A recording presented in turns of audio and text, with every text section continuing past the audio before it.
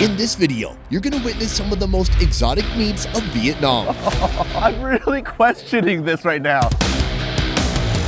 In the bustling capital of Hanoi, aside from the delicious mainstream classics like noodles or banh cuon, you'll find innovative sellers pushing uncommon street food fare. Look behind you. I don't... Oh! From writhing, wriggling worms that have been satisfying patrons for generations. What are you eating? I'm taking a big bite of this fried pancake. All the way to reptilian remedies that'll recuperate your reproductive region. Okay. Oh, this color. The bile sac. Today's strange meat selection starts right Ma'am, put her there. Yeah. here. Nice to meet you. Nice to meet you. Oh, Yeah, hello. speaks English. Oh. Yeah. She's like, what am I doing here then?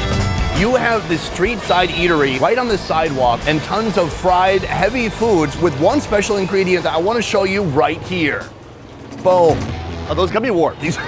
No, they're not gummy worms.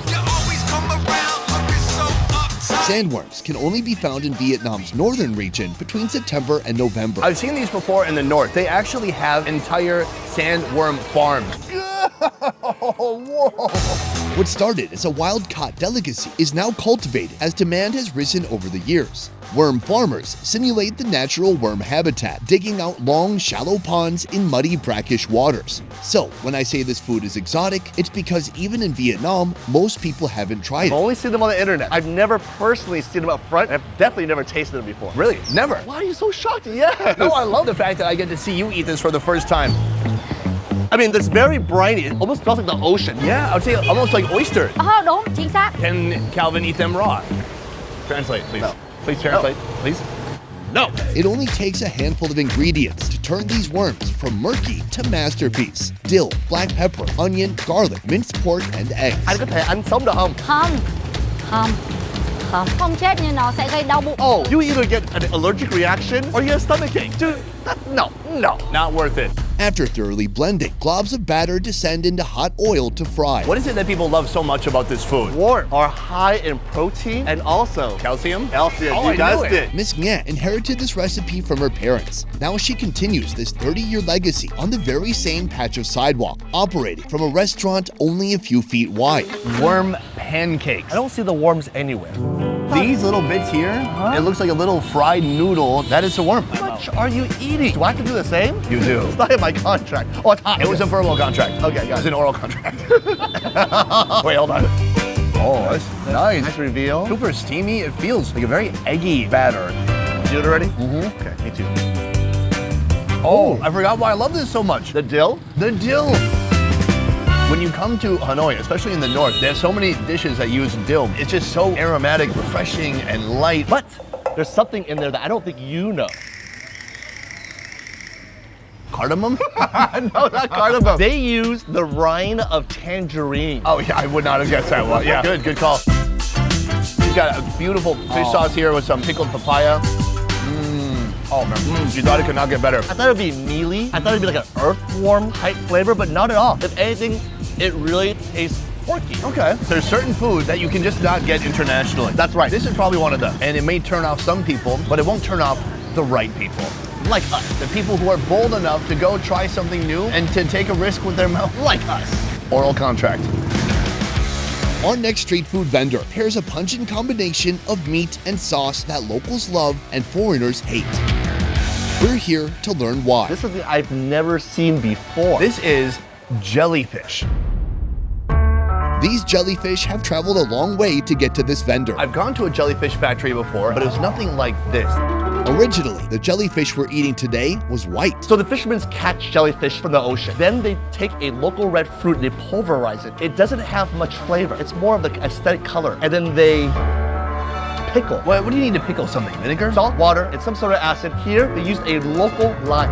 Cái miệng của nó đấy. This is the body. The body. Oh, these, she calls them legs. Legs, like tentacles. It looks like an aorta. Yeah, your heart or lungs or something like that. So she says there's two body parts. Which body part do people like most? There's only two to choose from. What? No! The dish itself is straightforward. She slices the jellyfish into smaller pieces. We get a little body and some tentacles too. The OGs, the traditionalists, will eat both body and tentacles. But the newer generation, they choose the tentacles over anything else. Really? Can I get some body at a discounted rate? Don't answer. Pair that with turmeric-stained tofu and some shaved coconut. Do you have foreigners, tourists coming here to eat this food? Không biết ăn. Why do you think that is? Mắm tôm. Ah, because of The mum dom. the mum dom. That's what this is. Calvin, what is mum dom?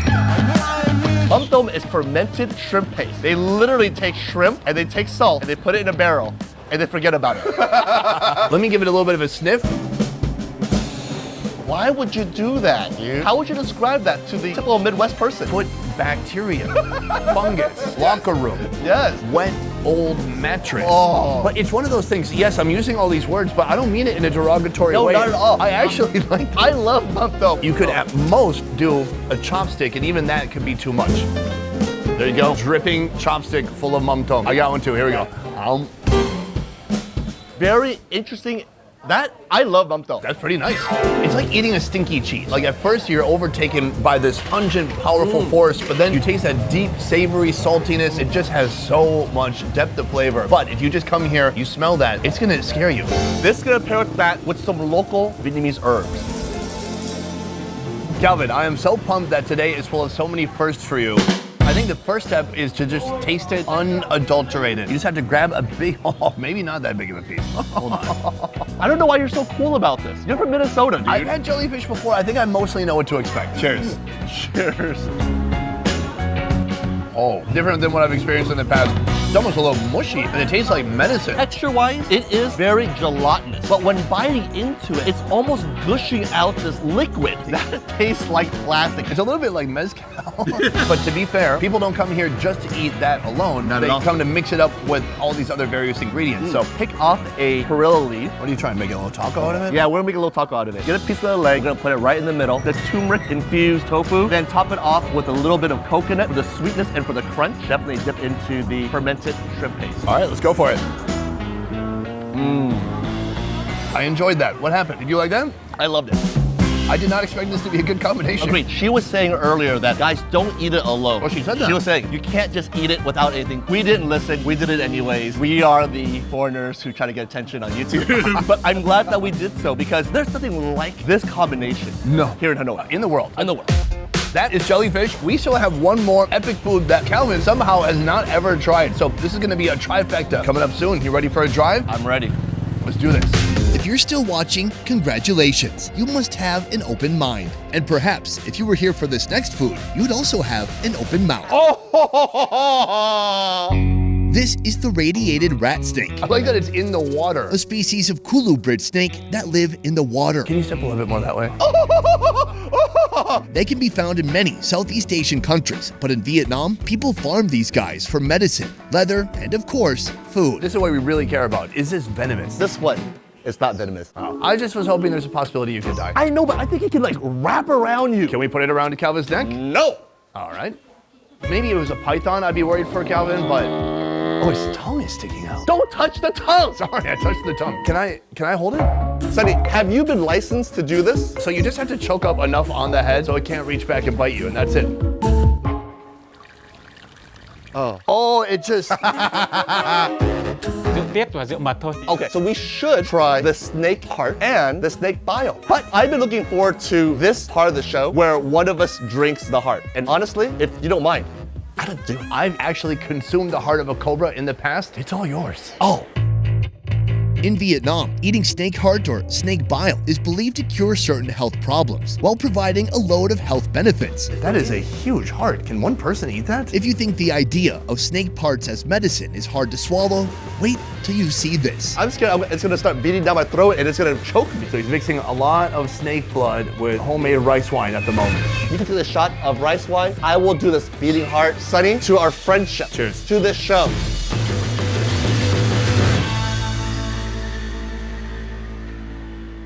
Did you get it? I did. Dude, that was massive. Một ly nữa. No, dude. Let me describe this flavor right now. It is thick, it is irony, it is warm, and then mixed in with this homemade brew. I can tell you right now, this hasn't been distilled. Maybe half a time. Cheers. It's coating my mouth. Yeah. You know what? Perfect thing to chase that blood with is the bile sac. So now he's looking for the bile. He's feeling it out. He's making an incision with the razor blade. I mean, it does take some skill to find that in your first try. You just did a tiny slit in the abdomen. Okay. Oh, this color. The bile sac. Gives it a squeeze and it releases just deep green liquid. That is like shamrock green. This is good for your stomach. Okay, good, because I have a stomach ache already from what we just ate or consumed. Cheers.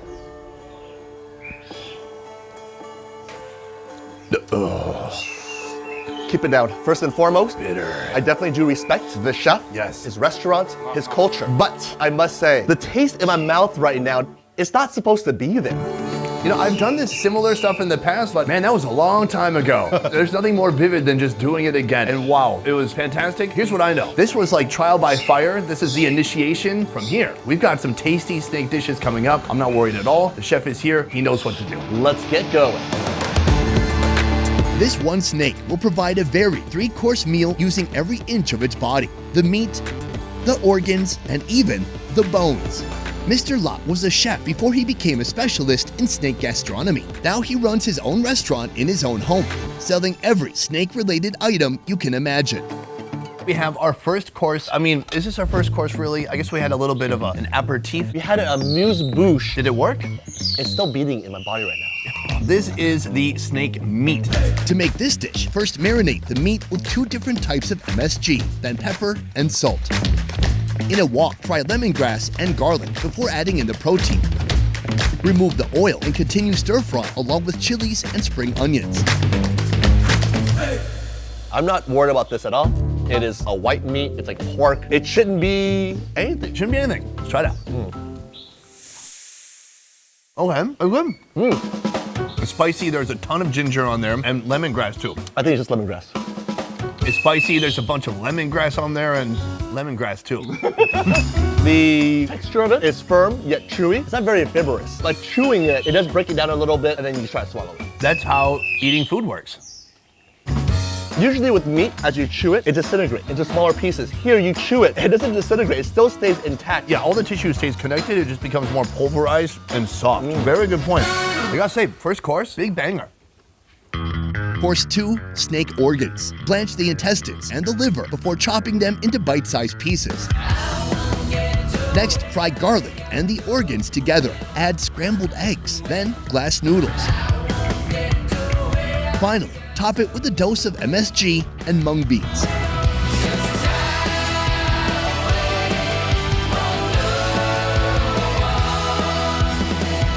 The best part about snake internal organs is that they're all long. Let me just put it back together. That is a liver. That is a liver. It's all just been cut up. His liver literally has a tail. A snake living within this snake. Here we go. Oh, really bouncy. Nutty, savory. That's really good. That's better than pork liver. This is almost like a Vietnamese pad thai. Yes. Utilizing the inner. Try some intestine with me, man. Let's do it. Clean, crunchy, a little bit like calamari. Just chewing, I can hear my teeth clomping, and I can hear it in my eardrum. The texture on it, it's really elastic-like, and you can almost pull back. You can just see how it just sticks together, like a membrane. Here, friend, I'll give you this, and I'll eat this. Fair enough. I'm gonna mix it with some glass noodles, some peanut. Crunchy. Wishy. I find the organs in general to be very satisfying, super clean tasting. I think a snake's diet is literally vegetables. I don't know. I don't think it's that. Yeah, what do snakes eat, dude? Like rats and stuff. Really? Oh, why does that taste like it doesn't taste gamey? Yeah, that's a good question. Maybe because they don't like sweat as much. We should look it up. We should. Finally, the chef impressively utilizes the body part that seems most inedible, the bones. He minces the bones using 2 big-ass knives. The knives come in handy if your snake Cuisinart is broken. Joining the bone shards, chilies, garlic, lemongrass, MSG, and pepper. Now fry that whole mixture in a wok until it becomes crispy, golden, and brown. Why is it this color? Yeah, that's a good question. Oh, it feels very dry. It's flaky. I mean, if there was a wind right now, it would just blow everywhere. Normally, you're supposed to put it on the cracker. I think we should just try it plain like this. Okay. It's kind of like jerky. Dry, has a lot of flavor. You kind of hydrate it with your mouth. Some parts have a little bit of a crunch to it. The bones on a snake are so soft. By stir frying in a wok, you get something that's really interesting in texture. It's almost like an experience. I mean, when are you ever going to eat bone anything? And I've had snake bones in the past a couple of times, even with you one time, but this is like nothing I've ever had before. I can't believe they came up with this preparation, but I like it. Here, they're able to take a bone and give it a whole different life. Franken Boner. snake. You win. Yeah, thanks. The goal today was to eat alternative meats, and I think we have succeeded, my friend. We really told the story of the entire snake, from nose to tail, eating every part of that animal. High five? High five. Hand hug. Best Ever Food Review Show is a small team of independent creators, and everything we do here works because of you guys. Click the link in our description to join our Patreon and receive exclusive benefits. A piece. What color does it start as? 木匠 Privilege. White. No. There's no potential for gaminess like you would have with something falling off the tree. There's no potential. I find one thing often adds a little bit of urgency to an interview, which I like. Can you guess? The fact that there are animals all around us. It'd be better if you couldn't guess. Okay. Can you guess? No, what's going on? It's when someone's holding. Sorry. Look behind you. I don't. Oh, The way you cook it is really important. So obviously here he's tossing it around in the wok. I assume I wasn't really in the kitchen. What happened? He put it in the wok? So he put it in the wok. Guys, that is the end of the video. I want to say a huge thank you to Calvin, not just for joining me, but for eating 3 different foods he's ever had before, including a giant freaking raw snake heart. Calvin, wow. wow indeed. I mean, really pushing the limits to my culinary knowledge, but also, I mean, I lived in Vietnam for the last 13 years, and today really pushed me to some newer heights. And you're a better man for it. Guys, please go follow Calvin at FKN Deliciousness on YouTube. You can also find him on Instagram. Follow on both, because why not? Why not? Guys, that is it for this one. Thank you so much for watching. I will see you next time. A peace. All right. Oh, that was hard.